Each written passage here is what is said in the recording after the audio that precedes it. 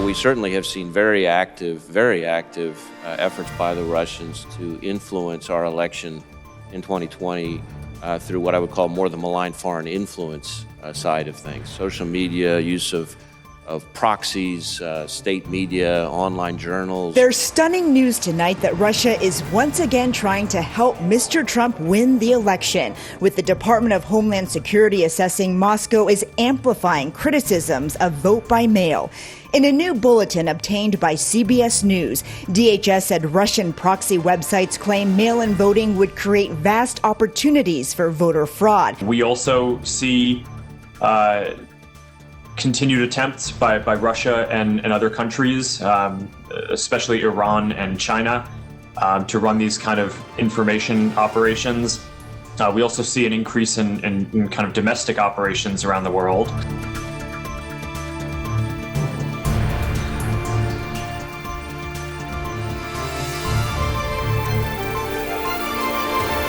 Laura, you are the lead civil rights auditor. You were for Facebook.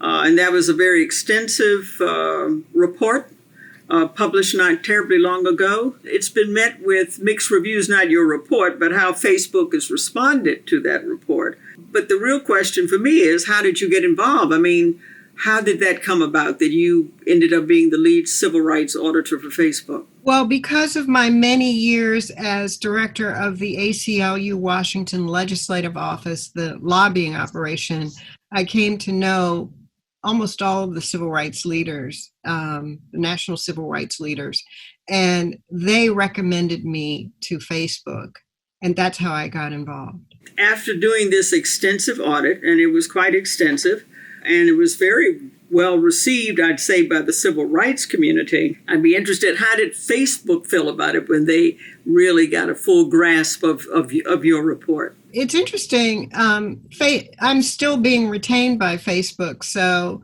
they were aware that I was going to be harsh, and it's a very unique arrangement. Even though Facebook pays me, I consider myself as someone who works on behalf of the civil rights community, and so I had to tell the truth. And it came as no surprise to Facebook, anything that I said in the report, because I was telling them all along that they had an ongoing problem with voter suppression and hate speech, and there were concerns in the civil rights community about algorithmic bias. So I was totally upfront with them, and so what they have done is committed to making a number of the reforms that were in my audit report. But of course, to the civil rights community, they are not moving fast enough. You even recently, I think Pelosi and AOC sent a letter to Zuckerberg and Sandberg, complaining about also how women were being targeted. And Facebook was one of the favorite platforms by which to do this. How are they taking that? Well, I think they have to take it very seriously. A disproportionate number of their users are women. And the civil rights audit that I worked on covered not just race discrimination, but gender bias, religious bias, LGBTQ bias, age discrimination, disability rights. So they are creating an Office of Civil Rights in Facebook, which was one of my recommendations, and they're currently hiring for a vice president of civil rights. So I'm hoping that out of this whole process, there will be an orderly way to deal with concerns that have to do with discrimination. Well, we won't today deal with the issues around leadership, how many African Americans or Latinos are in senior positions. We'll just deal with the information, disinformation campaigns, hate speech, because that can have a tremendous impact on this election. And in fact, I just read yesterday about the real concern about how Senator Kamala Harris has been targeted and how she's been the target of really cruel hate speech, really unsettling. And of course, given what happened with Governor Whitmer, everyone needs to be fully alert when something like this happens. Yes. Well, I think one of the concerns we have is that we have a president that gives comfort to groups that, take up arms and challenge the government and make violent threats against citizens. And so this president is stoking, it's nothing I've ever seen from any political party in my entire life. This president is stoking up people who really don't believe in the democratic processes. I mean, if you're really in favor of law and order, then you have legal voting, you sue people, you prosecute criminals. But instead, he's giving comfort to these militia groups and white separatists and white supremacists. And so we have a very unique circumstance where, people are feeling intimidated by groups that are fueled on hate. So what can a social media platform really do about it? I mean, is the point of pause on Facebook's part or Twitter or any other platform the cost, or do they have an algorithm that would permit them to intercede? I mean, basically, we're asking them to police a lot of the conversation that occurs on their platforms in a way that, let's say, traditional media outlets would not have to do. That's absolutely correct, Sharon. And when you think about Facebook, you have more than 2.6 billion users worldwide. And that's more users than there are adherents to Christianity. So the problem of policing people is very challenging. And you've got people who may on average spend hours on Facebook a day. And so the number of comments that they post that increases exponentially the number of things that need to be policed. So you can't just police a person, a user, you're looking at every single comment. And I do think they rely on algorithms and machine learning. They also contract out content moderation, and they have some in-house content moderators. But I think these companies have gotten bigger than their capacity to police the content. They're always playing catch up. And so they have things like in Facebook's case, community standards that you are required to abide by, but sometimes you violate the community standards and you're not caught.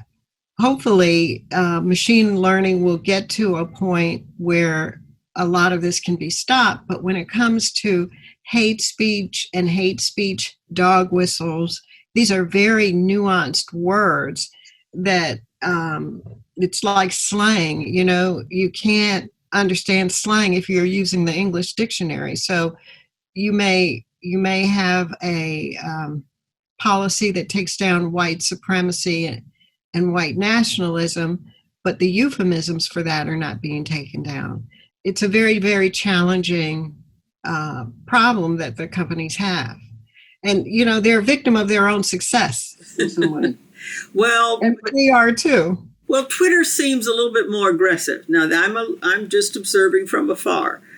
I'm wondering, how is it that, is that an unfair impression on my part? I mean, Twitter seems a little bit more aggressive about knocking people off who appear to be engaged in hate speech, etc.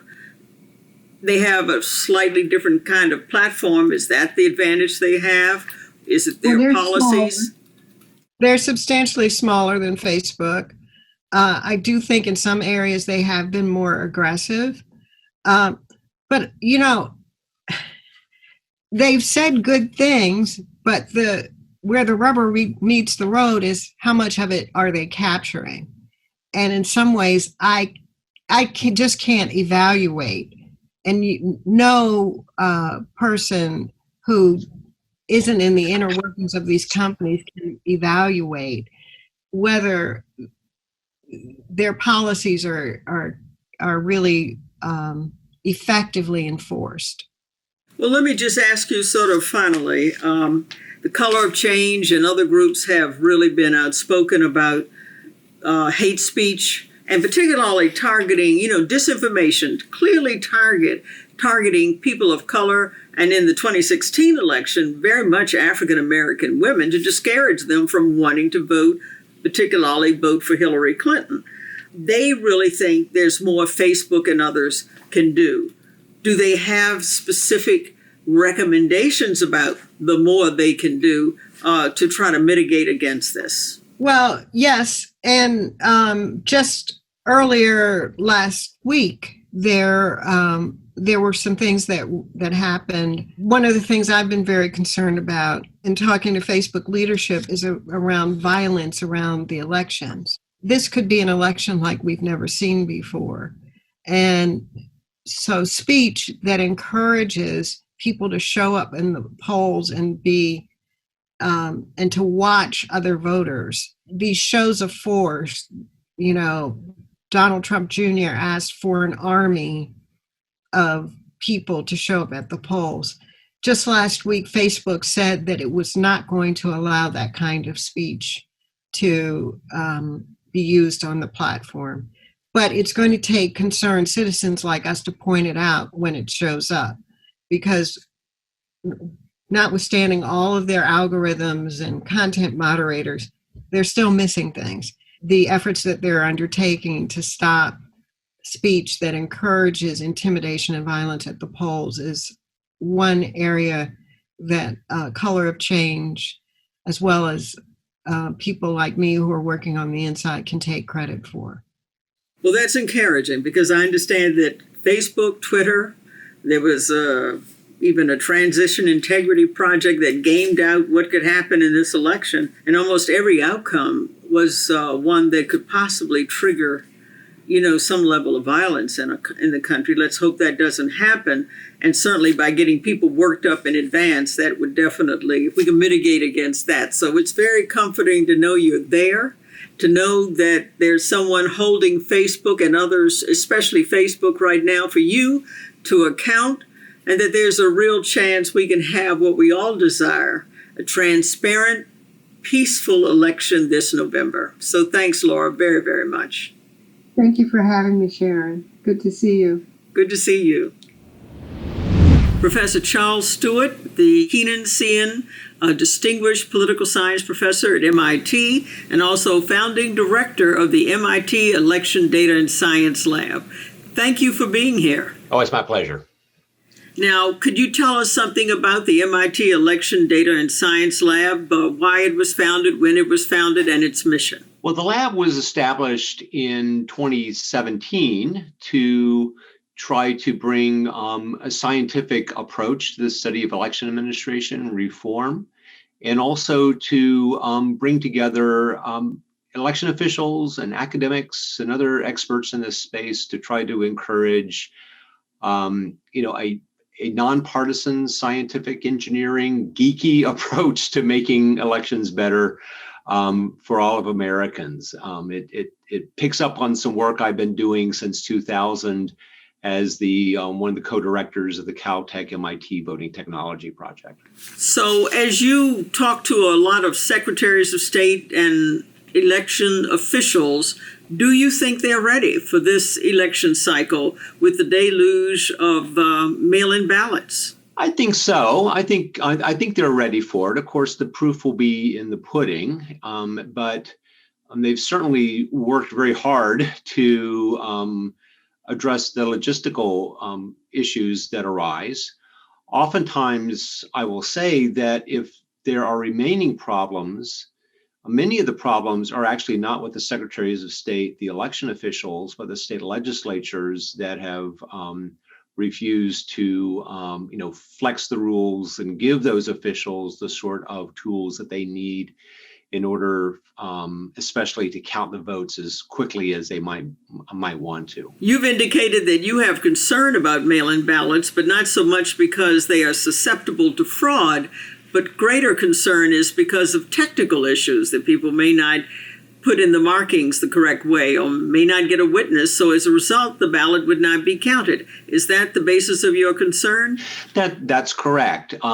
Roughly, depends on the state, but around 3% to 5% of ballots will be rejected because they lack a signature, they have the wrong signature, they have some defect on a certification because they arrived late, or, and this is the subtle one that people oftentimes overlook, there are mistakes on the ballot, maybe even an inadvertent mark of a pencil that may cause the ballot not to be scanned properly. So I mean, little things add up. I mean, they're not huge, but they're certainly there, and in most cases would not be there if the voter were to vote in person. So as you prepare for this election cycle and work with election officials, is there a concern that the secretaries of state, as they sit up and try to tabulate the count, the popular vote, and prepare to send a slate of electors, that the state legislature could override them and just overlook that vote? It's low probability. There is a path in which something like that could occur.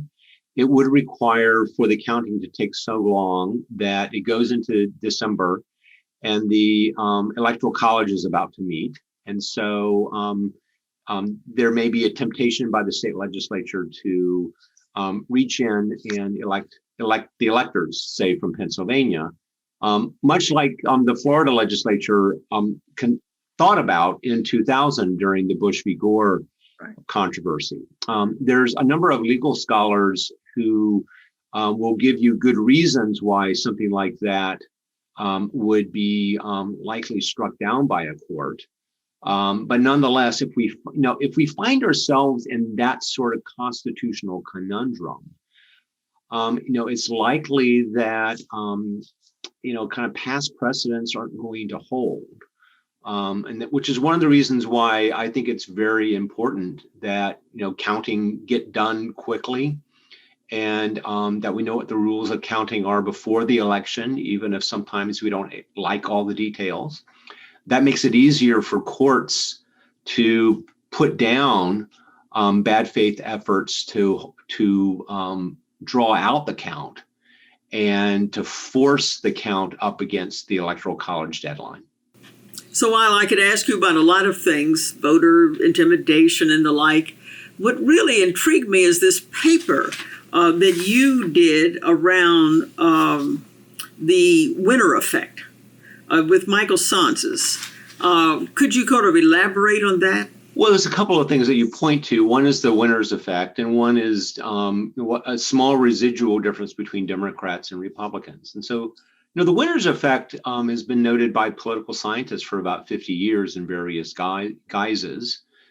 People feel good when their team wins, and they feel bad when their team loses. And we've seen this quite starkly in the research that's been done since 2000 in the electorate, where the Democratic and Republican identifiers have flipped and flopped, depending on who's been elected to the presidency. I think in recent years, there's been a tendency of Republican presidential candidates to complain more loudly about election administration than the Democratic candidates. Donald Trump is a really good example, and we hear that a lot now. But even John McCain complained about Acorn and fraudulent voter registrations and those sorts of things. And so I think there is a tendency for Republicans to hear their leaders beat up on election administration more than Democrats. And as a consequence, although there is this flipping and flopping between Democrats and Republicans based on who is winning, I think that Donald Trump particularly has made Republicans not quite the gleeful winners that they maybe should have been, put that in quotes, since 2016. And should Donald Trump lose this election, I think that Republicans will be particularly sore losers. Now, you also offered the notion that Democrats typically believe in government, whereas Republicans don't believe so much in government and have that deep state mindset. And that could contribute to this winner effect? Yeah, I think that's something that's definitely likely to come into play should Donald Trump lose. And not only, as you say, not only the kind of distrust of government officials, more so than Democrats, but also this kind of belief that there is a deep state that's trying to deny Donald Trump what is, his rightful benefits in elections. So, in this election cycle where there's so much tensions on both sides, almost whatever the outcome, unless it's a landslide for one candidate, there is a real strong possibility that there could be a lot of discontent as a result of the outcome. One of the things I've learned in working with secretaries of state and local officials is, there are partisan attitudes about what policy should be. That's for sure. And they're not surprising ones, but they are also, they are dedicated to the process. And I think they do feel responsibility for when things go off the rails. And that gives me some hope that in some of the, intensely, hard-fought states that we're seeing right now, both Democratic and Republican secretaries of state are trying to hold it in the middle of the road and recognize that should Donald Trump lose, that there's likely to be, there will be distrust and potentially social unrest, but that social unrest should not be because of confusion about the counting of the ballots. And so, even though it might be tempting to some, and I think the weight of history is pushing secretaries of state to try to hold to the process, explain the process, and to let the election officials do their jobs in counting the votes. And then, let as they say, the chips fall where they may. Professor Charles Stewart, you've been terrific. Your insights have been great. And the great thing about it is that you've explained that the secretaries of state, the elected election officials at the state level are going to engage in a nonpartisan process, and we can have confidence in whatever they come up with and preserve our democratic process. I think that's right. Hi, I'm Sharon Pratt, host of IPPH On Air. IPPH, the Institute of Politics, Policy and History, housed on the campus of the University of the District of Columbia with the mission of rediscovering the history of Washington, D.C. while drilling down on touchstone issues of the day, issues that have perennially plagued our nation. And because of the consequential nature of this election cycle, IPPH is hosting a one-month special election series. So every Monday at 3 p.m., we'll have this state of play with essentially the co-anchors of today. And then later in the week, we will host podcasts with experts in intelligence or voter registration, or even the rules of the House if this election should end up in the Congress. So let me welcome our co-anchors, Michael Steele, former chairman of the Republican National Committee, MSNBC political analyst, and co-chair of the Senior Advisory Committee for IPPH. Welcome, Michael. Good to be here. Looking forward to it. Karen Tramontano, former Deputy Chief of Staff, also was at one point Chief of Staff for President Bill Clinton, an international political analyst and also co-chair of the Senior Advisory Committee for IPPH. Thank you, Karen. Thank you very much, Sharon. And finally, the Reverend Mark Thompson, the host of the podcast, Make It Plain, a regular on MSNBC, and also a distinguished member of the IPPH Senior Advisory Committee. Hi, Mark, great to have you. Great to be here, Mayor. Happy to be here. So we have a lot of ground to cover. I called it consequential. A lot of people call it consequential. Do you think this is a consequential election cycle, Michael? Oh, absolutely. There's no doubt about it. I think we've been building up to this moment for quite some time, to be honest. Even going back to the 2016 presidential election, a lot of the ramifications of that election began literally the day of the inaugural, when over 1 million women from around the country came to Washington to not just protest, but to level a higher degree of concern about the future direction of the country under this president. And then since that time, I think every day, every month, every tweet has affirmed for more and more citizens the necessity to pay attention, to get engaged, and as we're now seeing with well over 50 million Americans already having voted before November 3rd, to get out and cast a vote. So yeah, this is consequential. There's no doubt. That typically, hot rhetoric in most political seasons, but it is true in this one. So Karen, do you agree that this is consequential, and do you share Michael's thinking? I completely agree. One of the reasons why I think this is consequential is that we have been governed by somewhat of tyranny of the minority for 4, and maybe one would argue 8 years. When you look at the United States Senate, the so-called majority of the United States Senate really represents about 15 million, maybe even 16, 17 million people less than the Democrats represent. And we have a president who is currently, has not been elected by the majority of the citizens of the United States. So when people are going to vote, and they voted in 2016 and 17 an off year, and then 18, they were voting for policies that they wanted to see put in place, or policies that they didn't want to have come into place, that were literally either stopped or rammed through by a minority power Senate. And I think people, as Michael just said, are well aware that unless they are actively voting or actively running, this rule of the minority will continue. And that is not what a constitutional democracy is set up to have as a result. So I think it's a hugely consequential election. How about you, Mark? Do you share their thinking?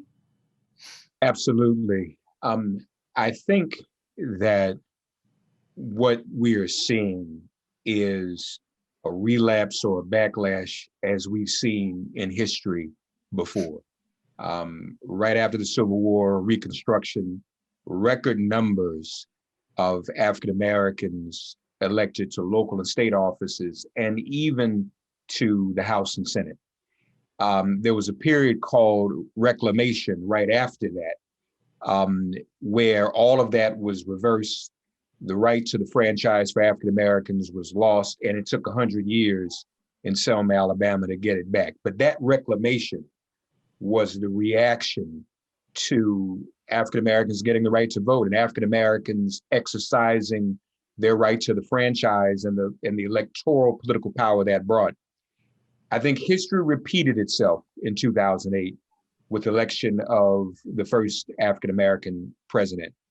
And as we have a president in power now who was elected and ran on a racist birther conspiracy platform and has continued to behave in that fashion since he's been in office, we're looking at that same period again. But I think it bodes well.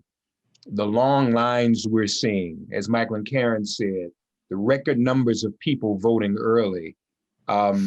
We don't have a great deal of electoral participation in this country as there are in other countries. But I think people realize the consequences of not voting, of not participating in the process, not having their voices heard. I think that's why they're out voting now.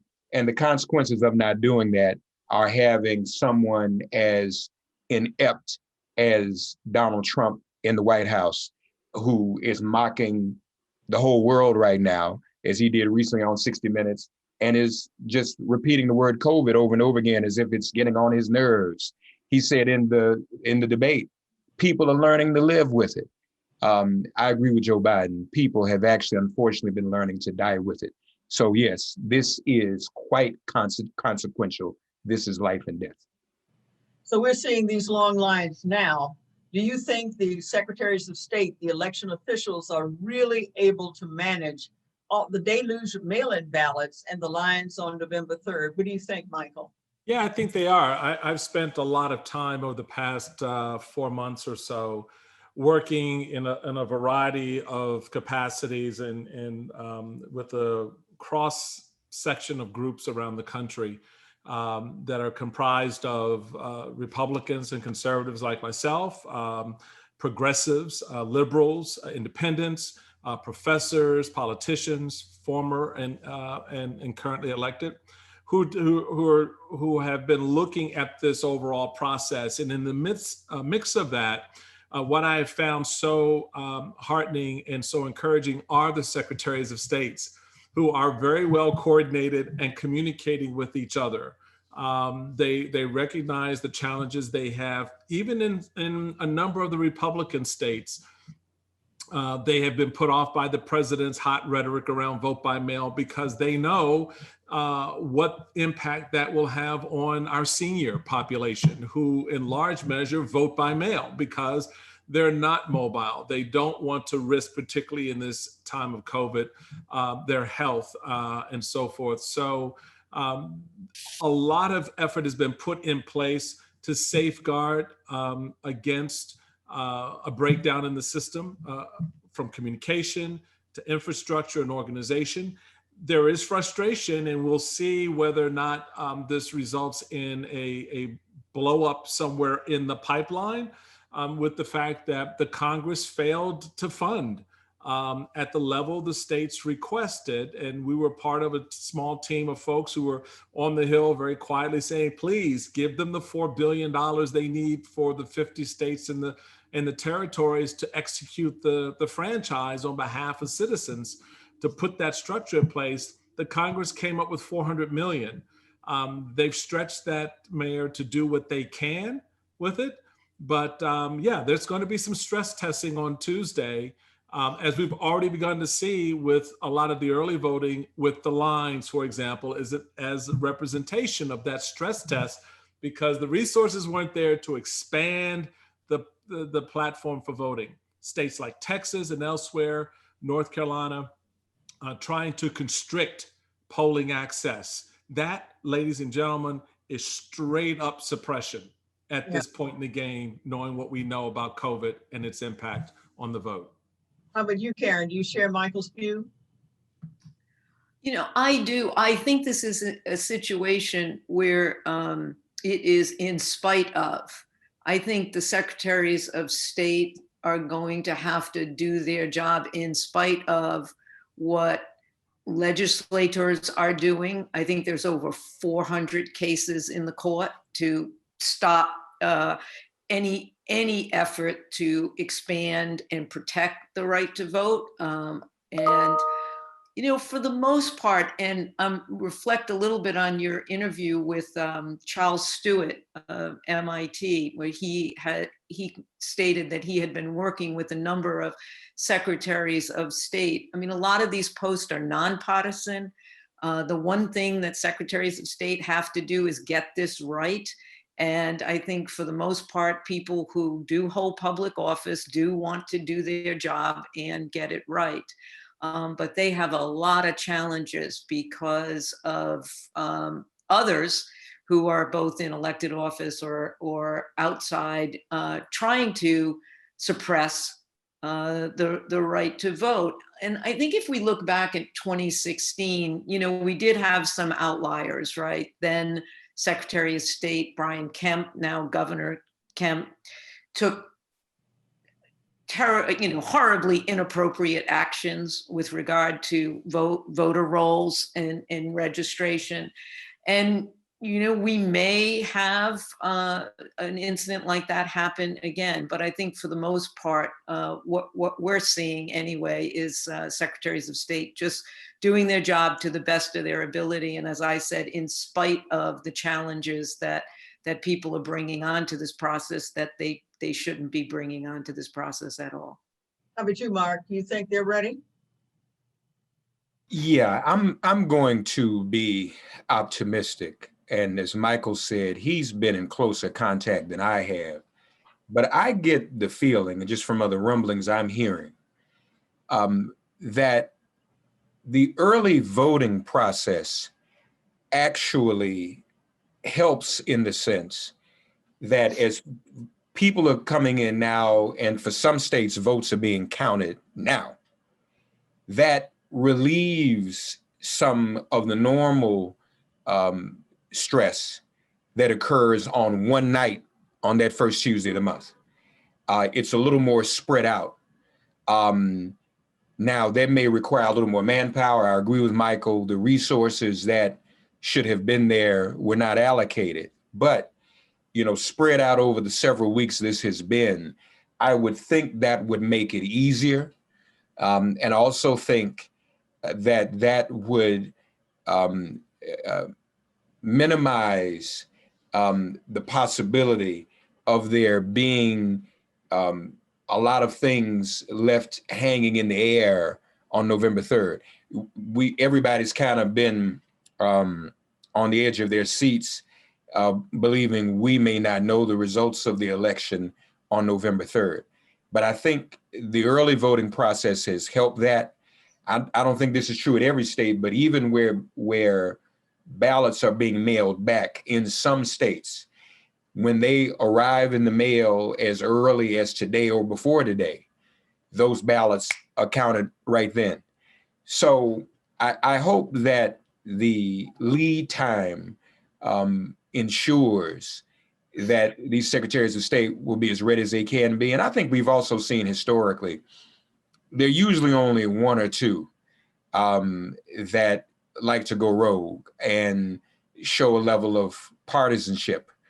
But we haven't seen that yet in this cycle, and we may not. Because I think... Well, I'm going to ask you, because we're running out of time, just Sure. quickly, are you concerned about voter intimidation on election day? I'm going to just go through each of you quickly. Mark? Yes, to some extent, that's always there. I think we have to be prepared for that, yes. How about you, Karen? It's the thing I'm most concerned about, probably more this year than in other election years. I mean, we have a president who was calling out people to come in, watch people vote. That is a very scary prospect. And I think you were talking to Laura Murphy, who's formerly with the ACLU, and as one of your experts, Sharon. And I think this is one of the items that she pointed out, that even the social platforms are trying to shut down any efforts for there to be a social media call out for people to come and watch voters. We've got a president who's talking to militia and the Proud Boys and white supremacists generally. We've got a history of voter intimidation in this country, especially for Black and brown people who are voting. And so I am most concerned about that. Well, I'm going to ask two questions of one, Michael, and so we can sort of wrap this up. Are you concerned about voter intimidation? And then who ultimately maybe not, we won't know November 3rd, who's going to win this election? I'm very much concerned about voter intimidation. In fact, was part of a series of wargaming scenarios around intimidation and what possibly could play out on election night. In other words, if the president sees a very red map from same-day voting without having all of the absentee ballot and vote by mail votes counted, declares himself the victor and decides there's no more counting to be done and wants to cut off the election. What does that do? So yes, from intimidation to that, absolutely, we should all be vigilant. That's why it's important for voters to plan to vote. For those of you who are planning to show up on next November 3rd, plan to be there for a while. Plan, pack a lunch, pack dinner. You may want to even pack some breakfast for the next day, but plan to be there. And if someone comes up to you who is not a certified election official, by the way, you have to, in order to be a poll watcher, you have to be presented by the respective parties in your county or your jurisdiction and approved by the Board of Elections. You, me, the mayor, given all of her authority and stature, just can't show up and start poll watching. All right. So if someone does that, you make sure you alert authorities for them to handle those individuals. Don't engage directly yourself. And with respect to what comes out on election night, this is my secret. This is my little secret for November 3rd. Get your favorite adult beverage in whatever quantities you desire. Sit down in front of your favorite cable or national news program and just ride it out with the rest of us, because those secretaries of states and those boards of elections will do their job. It's a constitutional clock that cannot be interrupted. You cannot stop the certification and the validating of votes, and the counties and the states will report that information to the public, and a winner will be declared. And if that winner is not Donald Trump, he can, if he wants to, present be a part of a transition. He doesn't have to. That's okay, folks. Don't get excited. That's okay. He gums up the works. He's not required to. He'll go out the way he wants to go out. But just know, you vote, the process will count that vote, and a winner will be announced, whomever it happens to be. Who do you think it'll be? Yeah, well, the prognostication stuff is not a strong suit for me. But given what I've seen on the ground and what I see right now and what I know, Joe Biden has a great advantage going into this. He's had steady poll numbers for close to 7 months now. And his favorable versus unfavorables are better than Donald Trump, which was not the case in 2016. Yes, there's some nervousness around Florida and Pennsylvania in terms of how the vote may fall there. But I think the vice president is well positioned to become the next president of the United States. How about you, Karen? So I still have PTSD from 2016. But I would say I'm hopeful, but not confident that the vice president's going to be our next president. Like Michael said, we've got steady poll numbers. What polling tells us is what people are thinking. Polling, unfortunately, does not tell us what people are going to do. So if what the people are thinking actually turns into what they're going to do and vote, whether it's now or on the day of, then I think Vice President Biden will in fact be the president. But, in 2016, we had a drop off, and it didn't have to be a huge drop off, but we had a drop off in the people that showed up, and obviously the people that showed up in key electoral college states. But I've been watching the polls, like I'm sure all of us has, and calculating that margin of error. And also, we've got the trends of 2017, 2018 midterms, off elections, 2019. People were voting. Democrats and independents have consistently been voting for a different agenda that this president represents. And I think that's going to happen next Tuesday, too. Mark, what is your thinking? The numbers look very good for Joe Biden. The numbers look good in 2016. But as Michael said, the consistent polling ahead of Joe Biden makes a difference. And when you get, anywhere from 8 to 10%, and some of the polls still have him in that space, that is beyond what some call the Trump chaos margin. When you get 5% and lower, then there's room for funny business. Now, those are national polls, not necessarily state polls, but I think it looks good. And I think that, frankly, our side, though, must have the imagination for whatever dirty tricks might be pulled that night, and be prepared to respond to them and be prepared for litigation. But I think on the face of everything, straight up, fair and square, I think it's Joe Biden.